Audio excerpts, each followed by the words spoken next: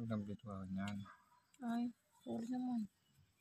Close up mo. Hindi ko close up kanina yun. Tapos pa ganyan mo. Palibot.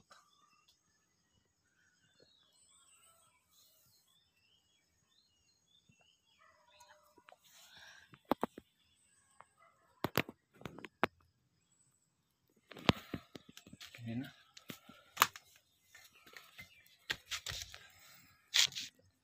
Sa mga nagtatanong kung pwede sa lupa magtanim, so ito tinaniman natin sa lupa. Pwede naman tumubo sa lupa. Ayan, pwede magtanim sa lupa.